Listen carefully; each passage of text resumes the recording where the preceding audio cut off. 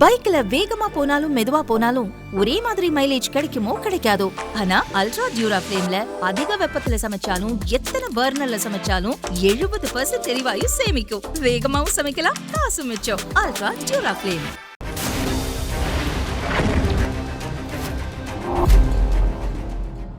காசாவில் Israel Hamas பயங்கரவாதிகள் இடையே 2 ஆண்டுகளாக தீவிர போர் நடந்து வந்தது.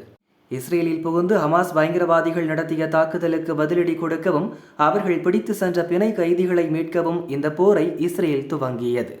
போரில் காசா நகரை மொத்தமாக தகர்த்தது இஸ்ரேல். 60,000 பேர் வரை கொல்லப்பட்டனர். ஒரு கட்டத்தில் அமெரிக்க அதிபர் ட்ரம்ப், கத்தார், துருக்கி, எகிப்து உள்ளிட்ட நாட்டின் தலைவர்கள் சமாதான பேச்சை துவங்கினர். இதனால் சில வாரங்கள் முன்பு காசாவில் போர் நிறுத்தம் கொண்டு வரப்பட்டது. இஸ்ரேல் படைகள் காசாவை விட்டு திரும்ப துவங்கின. பிணை கைதிகளும் விடுவிக்கப்பட்டனர்.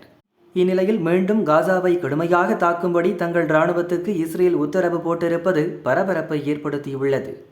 இஸ்ரேல் பிரதமர் பெஞ்சமின் நெதன்யாகு வெளியிட்ட அறிக்கையில் ஹமாஸ் பயங்கரவாதிகள் போர் நிறுத்தத்தை மீறிவிட்டனர். காசா பகுதியில் உடனடியாக இராணுவம் தாக்குதலை துவங்க வேண்டும் என்று கூறியுள்ளார். இதையடுத்து காசாவில் ஹமாஸ் பயங்கரவாதிகள் பதுங்கியிருக்கும் பகுதிகளை குறிவைத்து மீண்டும் குண்டு வீச ஆரம்பித்து விட்டது இஸ்ரேல் இராணுவம்.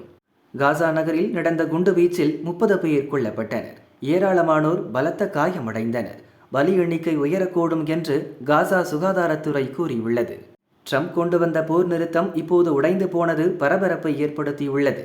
இது இஸ்ரேல் மீது அமெரிக்காவுக்கு கோபத்தை ஏற்படுத்தியுள்ளது.